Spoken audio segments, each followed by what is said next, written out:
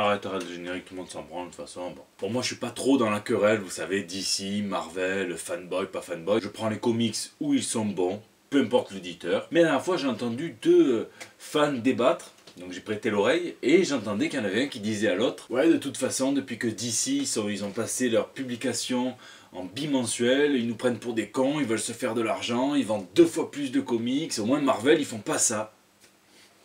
Ok, bon j'étais pressé, j'ai pas eu le temps d'intervenir, mais si j'avais dû lui dire quelque chose, j'aurais dit: j'espère que tu crois quand même pas que Marvel fabrique et distribue des comics gratuitement, hein, sans penser aux films, aux produits dérivés, en buvant de l'eau du robinet avec ses actionnaires. Non, la réalité c'est que Marvel et DC c'est le même combat. Et quand DC multiplie par 2 ses publications, eh bien Marvel multiplie par 2 ses super-héros. 2 Iron Man au moins, 2 Thor, 2 Wolverine, 2 Vision, 2 Gwen Stacy, 2 Hulk, 18 542 Deadpool, et j'en oublie très probablement. Et le pire c'est que ça date pas d'hier, hein. Souvenez-vous, dans les années 90, on avait Captain America US Agent, Thor Thunderstrike ou encore Iron Man et War Machine.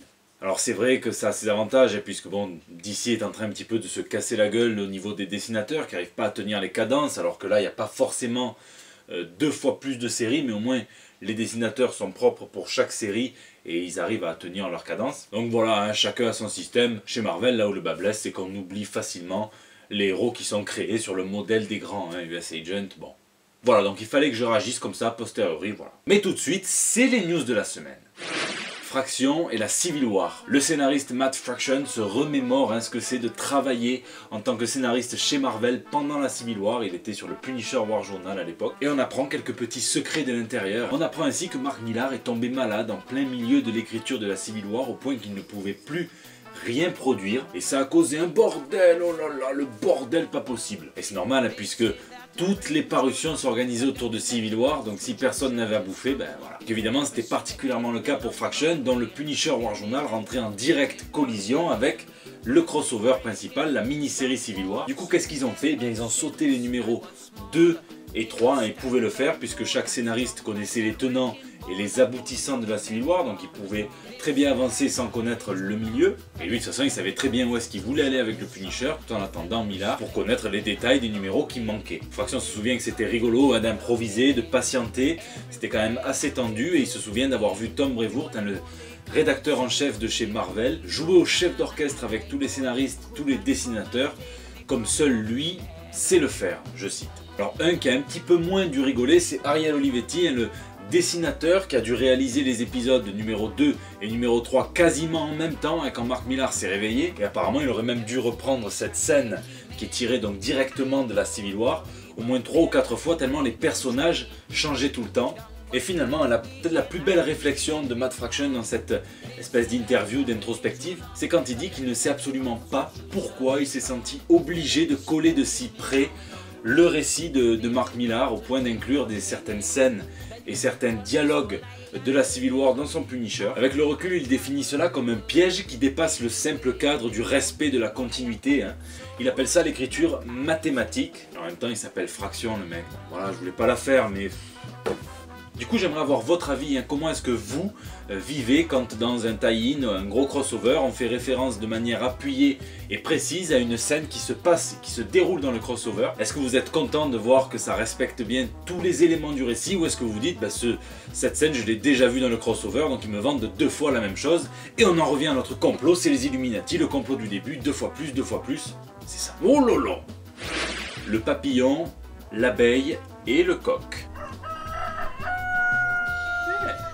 Et oui, hein, ça arrive des fois, ce sont les Américains qui achètent et éditent des comics français. En l'occurrence, il s'agit du graphic novel, de la BD Muhammad Ali par Sybil Titeux et Amazing Amazian. Ça va être édité chez Dark Horse, hein, pour la première fois en langue anglaise depuis sa parution en octobre 2015 aux éditions du Lombard. La BD raconte de manière très recherchée, très documentée la vie de Cassius Clay, Muhammad Ali, hein, avec un style graphique bien marqué, très épuré, jouant sur les ombres et dans des tons un petit peu sépia. Félicitations aux auteurs et je souhaite une longue seconde vie à leur travail.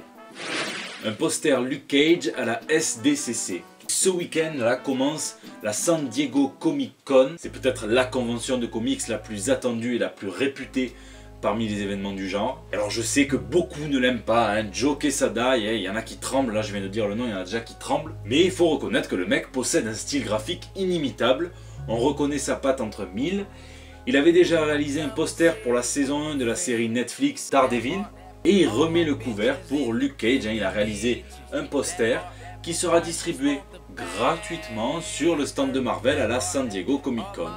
Et oui, tout ça dans le but de promouvoir la saison 1 de Luke Cage qui sortira le 30 septembre, réservez la date sur Netflix. Je suis sûr que même si vous kiffez pas Joe Quesada, vous avez quand même envie d'avoir le poster, quoi. En plus il est gratuit. Un sondage de dingue. Alors celle-là elle m'a bien fait rire, hein, j'avoue, mais pourquoi pas après tout. Quand vous lisez le comics Image The Wicked and the Divine, qui est acclamé par la critique, hein, c'est par Kieron Gillen et Jamie McCarthy, et bien à l'intérieur du comics vous trouvez un lien vers un sondage Google, et le dernier sondage Google en date concernait votre sexualité. Ainsi on apprend que sur les 1500 personnes qui ont répondu à ce sondage Google, 37,6% sont hétérosexuels. Et alors si vous croyez que tout le restant ce sont juste des gays, non, vous vous trompez et vous loupez le fait qu'il existe tout un tas d'identités sexuelles, j'en ai découvert des tonnes. Vous avez par exemple le demisexuel qui n'est attiré par quelqu'un seulement après avoir lié une connexion émotionnelle très forte avec lui. Ça c'est l'inverse de ce que j'appelle moi en termes scientifiques les détraqués du sgeg, hein, qui il suffit juste une paire de nichons pour s'agiter, transpirer, se mettre en PLS. Les demisexuels n'ont rien à voir avec les monotesticules, hein, je préfère vous le dire de suite. Vous avez les pansexuels ou les omnisexuels, hein, qui désignent l'attirance sexuelle sans prendre en considération le genre. Et alors mon préféré, accrochez-vous, vous avez les scoliosexuels, ce sont ceux qui ne sont attirés que par des personnes non binaires. Mais dès qu'ils voient un ordinateur, des 1 et des 0, ils partent en courant. Mais en fait, il s'agit d'individus ne se reconnaissant pas dans le clivage opposant le genre masculin et le genre féminin. Alors voilà, le comics ne traite pas forcément d'identité sexuelle, hein, il s'agit plus de l'histoire, un mélange habile entre les pop stars d'un côté et les divinités réincarnées des divinités de la mythologie de l'autre. De toute façon, c'est toujours surprenant de voir un sondage qui vous demande votre sexualité dans un comics. Alors je vais essayer de faire pareil avec le comics, hein. J'ai un petit peu peur qu'on apprenne qu'il y a beaucoup de gens qui aiment bien les labradors. Hip Hop Covers. Marvel Comics lance une toute nouvelle vague de hip hop variant cover à l'occasion de son relaunch reboot Marvel Now, et tout logiquement cette nouvelle vague de variantes va mettre en avant de jeunes rappeurs. On connaît déjà par exemple 3 variantes cover: Black Panther numéro 7 par Bill Sienkiewicz en hommage au rappeur King Mez et son Long Live the King, Mosaïque numéro 1 par Marco D'Alfonso qui reprend le design de la cover, donc de la toute première mixtape de Earl Sweatshirt qui s'appelle Earl, voilà, mégalo le titre, et Doctor Strange numéro 1 par Theosis Jones qui reprend donc le design de la cover de Panda par Designer, 18 ans. Et c'est l'occasion pour Axel Alonso de rendre hommage au hip-hop en disant que c'est la musique de fond de beaucoup de personnes qui écrivent, qui dessinent, qui ancrent, qui éditent des comics, et que ce sont 2 formes artistiques qui se rendent hommage l'une envers l'autre en permanence. Donc big up. Voilà, big up. C'est la fin de ce long JT Comics, hein, j'espère qu'il vous a plu, n'hésitez pas à réagir. Alors je dirais peut-être que j'ai été payé par Marvel, mais il y a beaucoup de news Marvel, mais c'est pas fait exprès, c'est comme ça. Je vous rappelle que vous pouvez me laisser vos petits messages pour le bandeau sur Facebook, sur Twitter, sur Instagram, sur YouTube.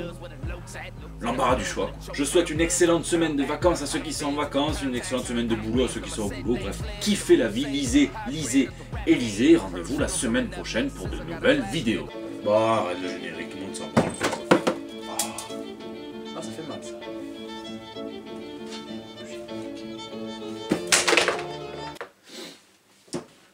Ce JT est en train de me casser les couilles.